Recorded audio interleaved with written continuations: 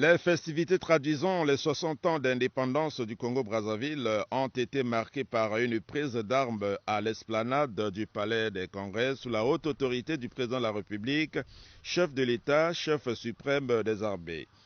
La cérémonie, qui s'est voulue sobre du fait de la pandémie Covid-19, a tourné le dos au boulevard Alfred Raoul, endroit qui accueille en temps normal de grandes mobilisations.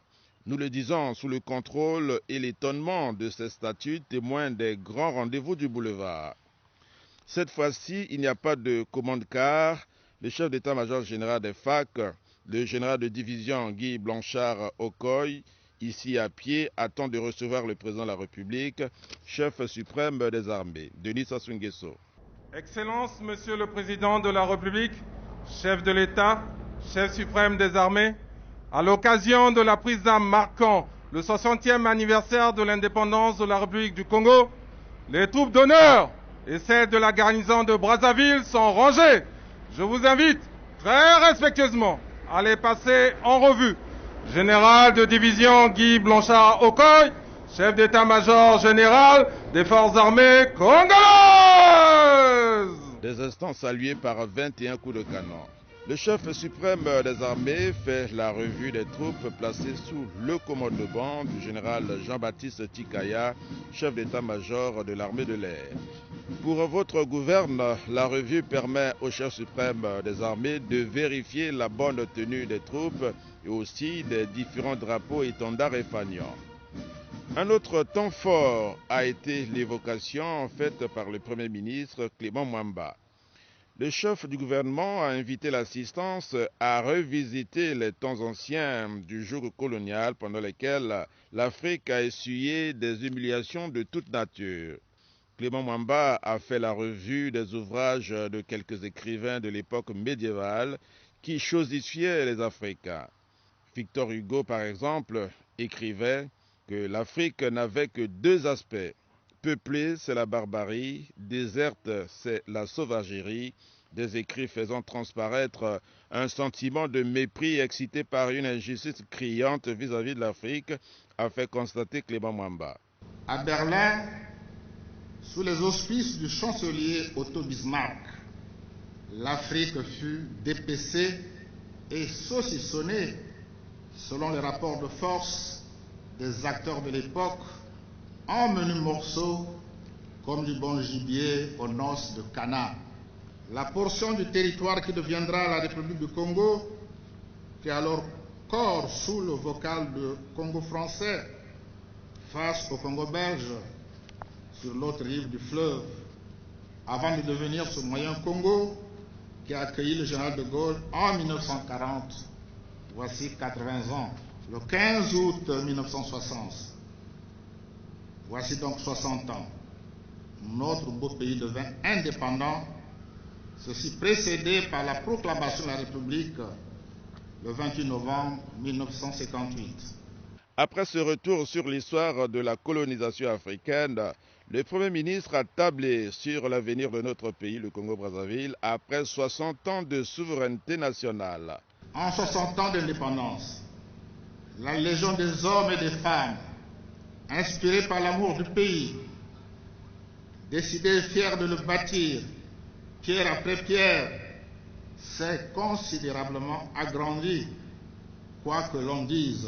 Souhaitons ardemment que le Congo, notre pays, devienne pleinement ce qu'il ne devrait jamais cesser d'être dans le cœur de chacun de nous, à savoir une vraie patrie, une patrie fondée sur l'amour du travail, l'égalité des chances, la solidarité, l'entraide et le partage.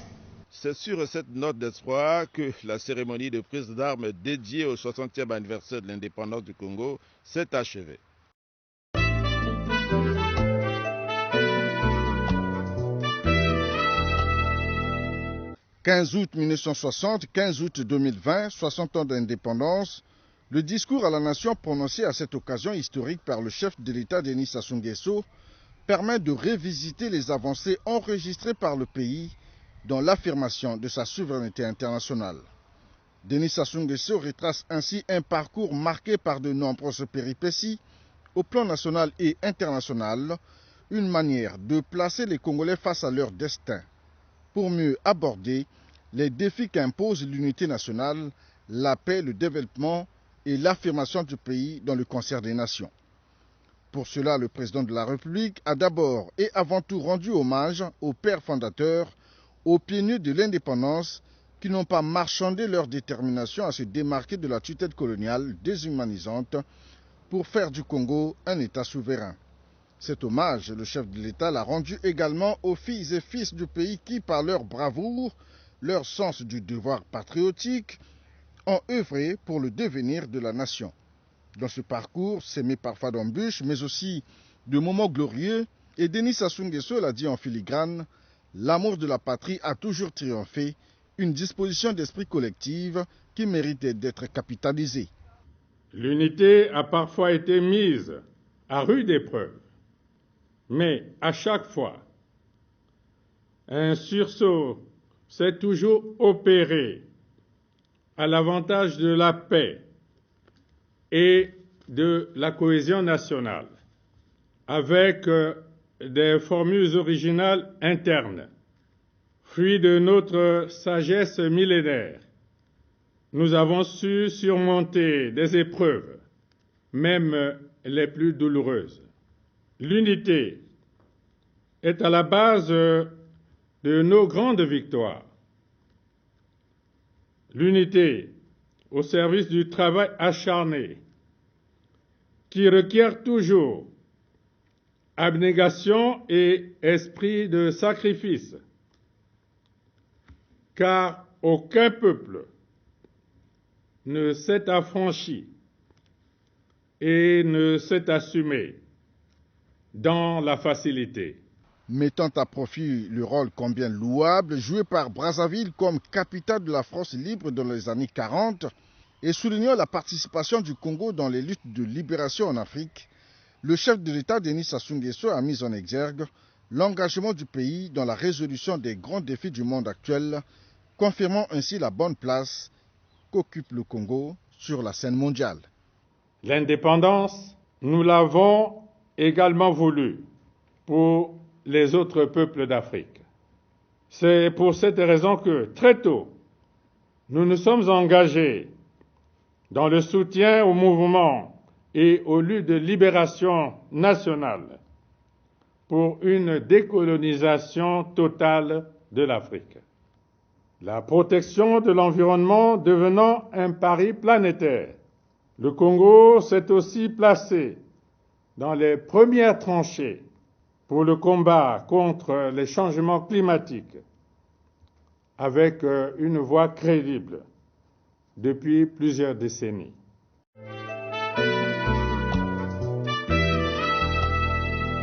60 ans après l'indépendance, la renaissance du Congo est une ambition visible, concrète et tangible. Ce sont des réalisations que nos populations voient et touchent au quotidien, donnant ainsi à notre beau pays une réelle perspective de progrès et de modernité. C'est dans cet ordre d'idée que le président de la République, dans son message à la nation, a souligné les efforts consentis par notre pays dans le domaine de la construction des infrastructures de base. Dans le domaine de la construction des routes, le Congo a fait des progrès indéniables avec à la clé la construction de la route lourde Pointe-Noire-Brazzaville qui joue un rôle stratégique dans l'économie congolaise. Aujourd'hui, nous totalisons 3111 km de voies bitumées avec des ouvrages de franchissement sur pratiquement l'ensemble de nos grands cours d'eau. Le réseau routier bitumé s'est densifié 60 ans après dans nos principales villes et à la faveur des municipalisations accélérées dans les chefs-lieux des départements. La grande dorsale, traversant le pays du sud au nord, ainsi que les axes d'intégration sous-régionale, assurant la connexion avec les pays frontaliers, sont révélateurs de nos progrès appréciables en matière d'infrastructures routières. Denis Sassou Nguesso a aussi relevé les progrès enregistrés dans le secteur des transports aériens avec la construction des aéroports locaux et la modernisation des aéroports internationaux de Brazzaville et Pointe-Noire, lorsqu'on sait que le Congo ne possédait qu'un seul aéroport international, celui de Brazzaville avant l'indépendance de notre pays. Tout ceci afin d'accroître les capacités d'accueil et de se mettre aux normes internationales. La construction des barrages a permis au pays d'augmenter la capacité de production d'électricité et booster les activités socio-économiques, a souligné le président de la République. 60 ans après, notre pays dispose d'une puissance installée de 810 MW avec les barrages hydroélectriques de Liwesso, d'Imbolo, du Djoué, de Mokoukoulou et la centrale à gaz de Pointe-Noire.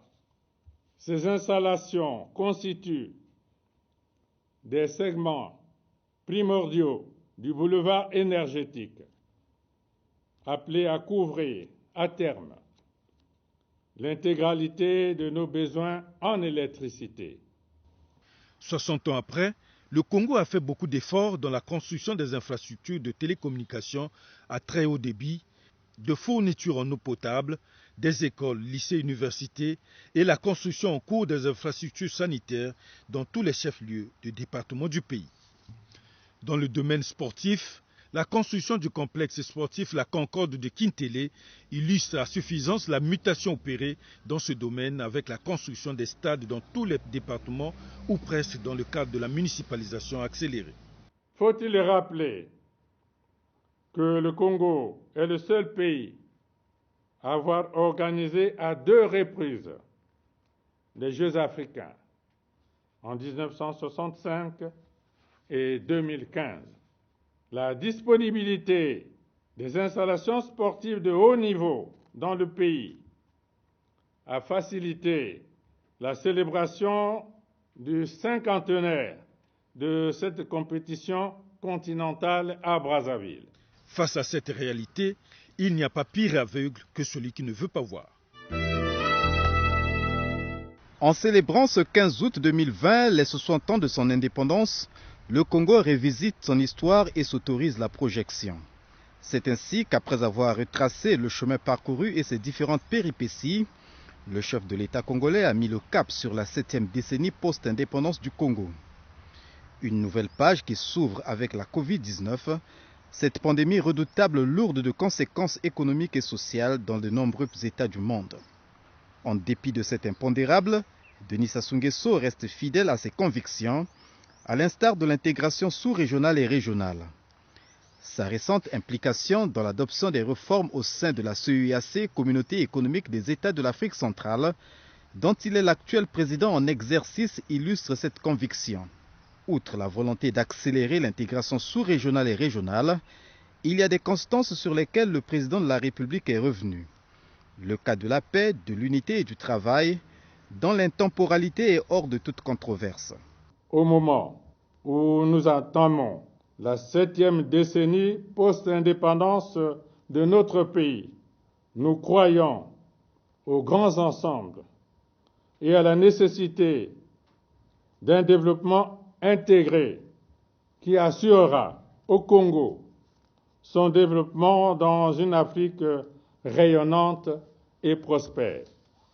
Il nous faut donc œuvrer à la consolidation de la paix et de l'unité, ainsi que persévérer dans l'effort et le travail acharné pour surmonter les difficultés actuelles, notamment la crise sanitaire, économique et financière que traverse notre pays, et continuer notre marche vers le développement.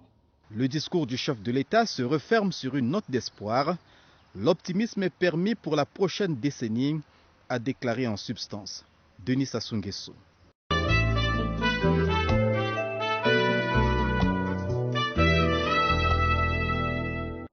Les 80 ans de l'arrivée du général de Gaulle à Brazzaville seront célébrés en octobre prochain à travers une série d'activités qui sont en voie d'être mises en route par un groupe de travail franco-congolais.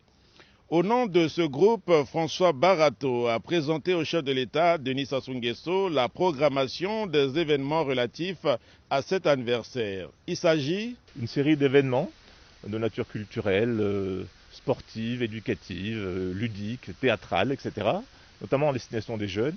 Mais surtout, cette programmation aura au cœur un colloque international que les autorités congolaises organisent sur cette page de l'histoire partagée que nous avons, français et congolais, autour de la présence du général de Gaulle.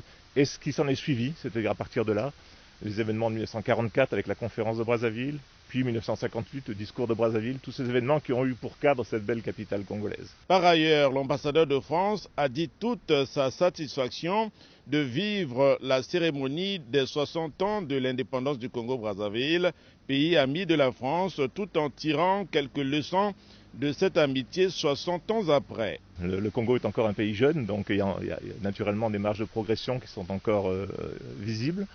C'est aussi un peu ancien maintenant, 60 ans. On peut tirer quelques bilans de ce qui a été fait et en tirer des leçons pour avancer mieux, plus vite, peut-être sur certains secteurs. Je pense aux secteurs sociaux qui me tiennent à cœur. La santé, l'éducation des jeunes, je crois que c'est vraiment le centre. Il faut vraiment que chaque nation du monde, d'ailleurs, mette la priorité sur l'éducation des jeunes. Je crois que c'est central. Et la réflexion vaut aussi pour mon pays, vaut pour la France et pour tous les pays. Voilà, donc je crois que, encore une fois, nous sommes ici pour assister à cet événement en tant que pays ami, pays partenaire. Ça fait au moins 60 ans que nous nous connaissons, et bien avant, vous le savez. Donc nous sommes des partenaires fidèles, parfois exigeants, mais en tout cas nous défendons nos valeurs et nous souhaitons faire avancer vraiment concrètement les choses en répondant aux souhaits des autorités congolaises, voilà, pour l'amélioration du développement du Congo. Au sujet de la gestion de la pandémie Covid-19, l'homme d'État français s'est félicité de l'appui que son pays a apporté au Congo dans la lutte contre cette pandémie et a souhaité que la réponse à celle-ci soit mondiale.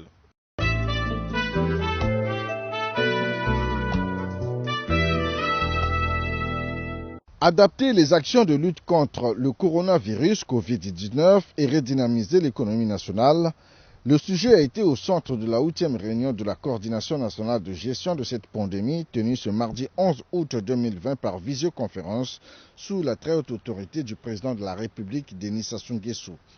Le rapport de la Task Force examiné à cette occasion a relevé l'avancée inquiétante de cette pandémie dans le monde et principalement au Congo avec de nouveaux cas de contamination et de décès enregistrés malheureusement avec des conséquences graves sur les économies des États. Comme l'a souligné le compte rendu de cette réunion, la situation est alarmante à l'échelle mondiale. Un fait est cependant constant. Partout où la prévention n'est pas mise en place avec rigueur, la maladie gagne du terrain. La pandémie poursuit sa course meurtrière à travers le monde. Les Amériques demeurent le principal foyer de contamination. On y compte en effet le plus de morts de la Covid-19. L'Asie est aujourd'hui le 2e foyer mondial de la maladie, avec l'Inde comme pays le plus touché. En Europe, 3e foyer mondial de prévalence, la pandémie repart à la hausse dans certains pays, notamment en Russie et au Royaume-Uni. En Afrique, on dénombre désormais plus d'1 million de personnes contaminées, dont plus de la moitié en Afrique du Sud.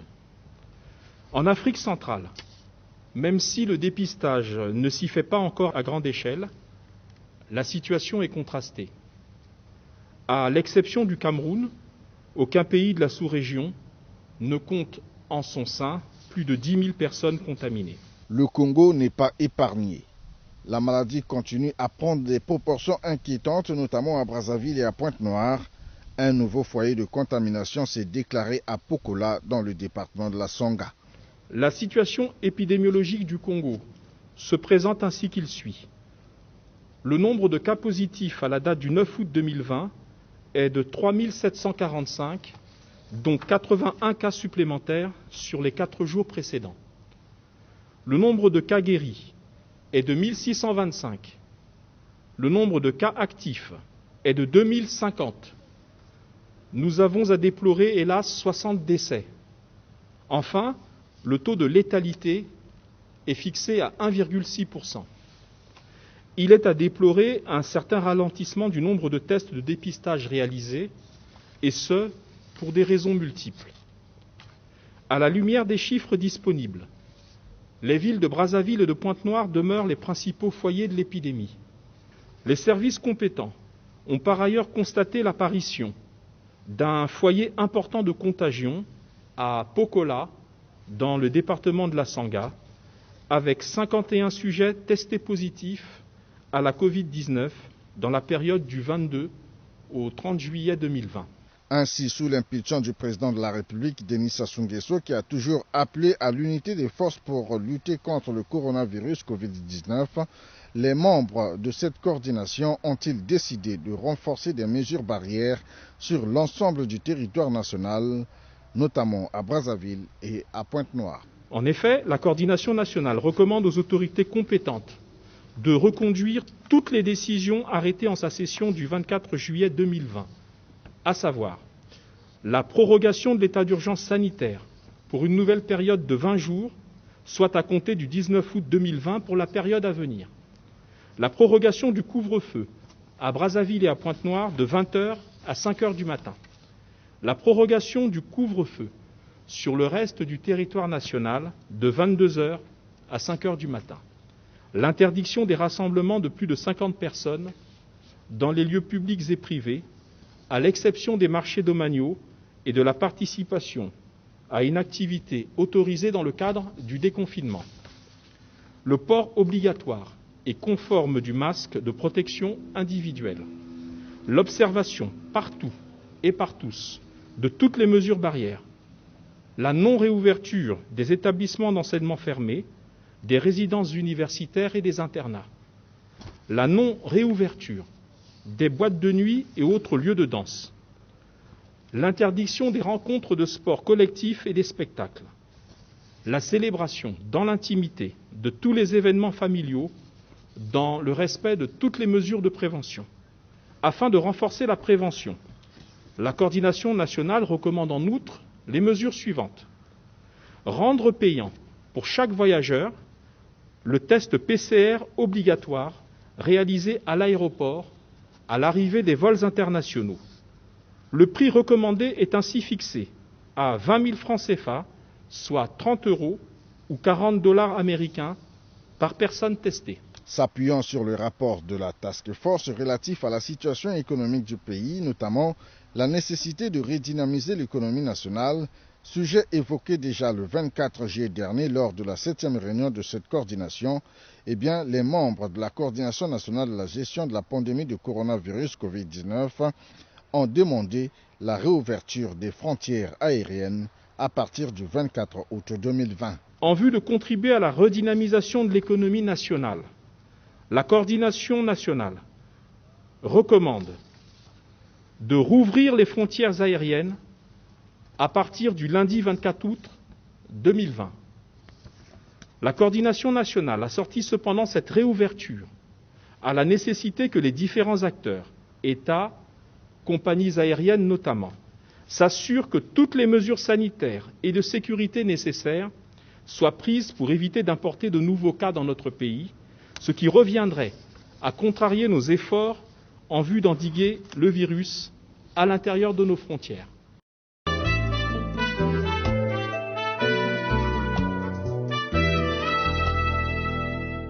Le Conseil des ministres s'est réuni ce mardi 11 août 2020 sous la très haute autorité du président de la République, Denis Sassou Nguesso. Au cours de cette réunion, l'exécutif congolais a planché sur 4 affaires. En l'occurrence, l'adoption du projet de loi portant statut général des militaires et des gendarmes. Au cours de cet exposé porté par le ministre de la Défense nationale, Charles Richard Monjo, les droits et devoirs des militaires au cours de l'exercice de leurs fonctions, le déroulement de leur carrière, l'exercice de leurs droits civils et politiques, la prise en charge des risques professionnels militaires, la hiérarchie militaire ainsi que les modalités de préparation du retour à la vie civile ont été examinés. Ce projet de loi adopté en Conseil des ministres rappelle également l'autorité de nomination aux différents grades depuis le président de la République, chef suprême des armées, jusqu'aux autres autorités. Un projet de loi qui a créé dans la hiérarchie un nouveau grade charnière entre la catégorie des sous-officiers supérieurs sur la passerelle de franchissement vers la catégorie supérieure des officiers subalternes. Aimé Ange Wilfried Bininga, ministre de la Justice, des Droits humains et de la promotion des peuples autochtones, a proposé au Conseil des ministres, vu l'évolution de la pandémie à coronavirus au Congo, l'adoption d'un projet de loi autorisant une nouvelle prorogation de l'état d'urgence sanitaire au Congo pour une nouvelle durée de 20 jours. Le troisième point examiné par le Conseil des ministres concernait une communication du vice-premier ministre Firmin Aïssa, en charge de la fonction publique, de la réforme de l'État, du travail et de la sécurité sociale. Une communication qui avait pour objet de faire un rapport d'étape sur la mise en œuvre de la Caisse d'assurance maladie universelle, CAMU en sigle. À l'issue de cette communication détaillée sur l'état d'avancement du dit projet, le chef de l'État Denis Sassou Nguesso a instruit le gouvernement de trouver les ressources logistiques et financières nécessaires à la mise en place du premier palier de la CAMU. Enfin, le Conseil des ministres a procédé à des nominations pour le compte du ministère des Petites et Moyennes Entreprises, de l'Artisanat et du secteur informel.